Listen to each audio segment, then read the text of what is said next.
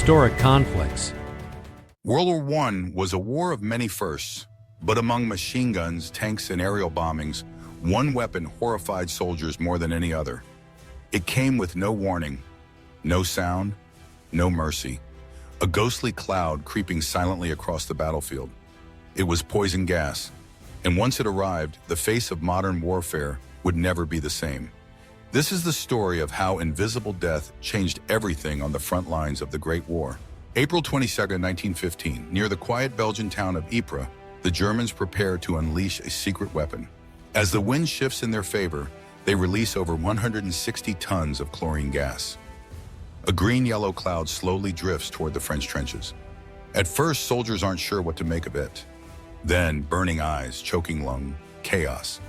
Panic erupts. Some soldiers flee. Others collapse, coughing up blood and foam. In mere minutes, thousands are incapacitated or dead. Though the Germans had hoped for a breakthrough, even they are shocked by the results. The age of chemical warfare has begun. By 1915, the Western Front was at a standstill. Trench warfare made large offensives nearly impossible. Artillery pounded no man's land day and night, while machine guns cut down wave after wave of attackers. Desperate for an edge, both sides turned to science. If bullets and shells couldn't break the deadlock, maybe chemistry could. Poison gas was cheap to produce, easy to deploy, and terrifyingly effective. Beyond physical harm, it sowed fear. The mere sight of a drifting cloud could send troops into a panic.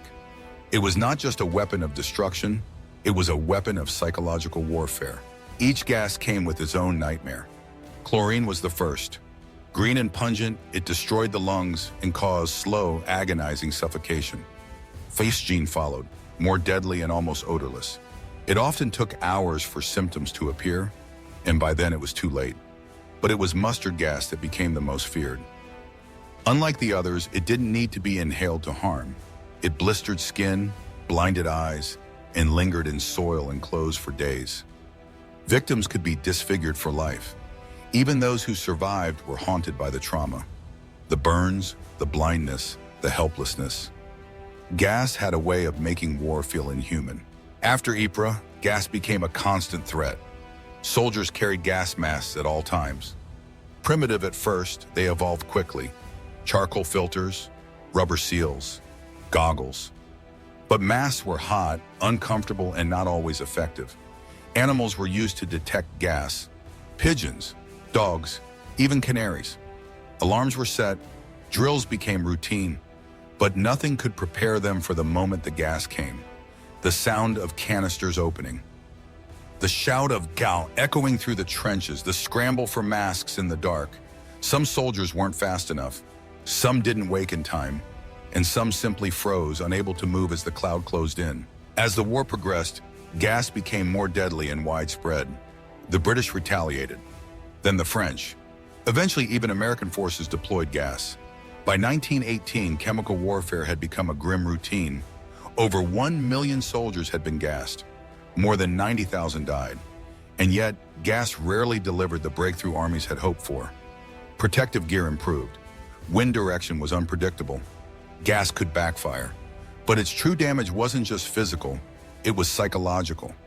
Soldiers lived in fear of a weapon they couldn't see or hear until it was too late. After the war, the world recoiled.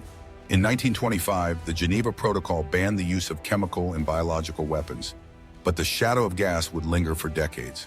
Poison gas did not win the war, but it changed war forever. It marked a turning point in how humans viewed combat. It wasn't about courage or honor anymore.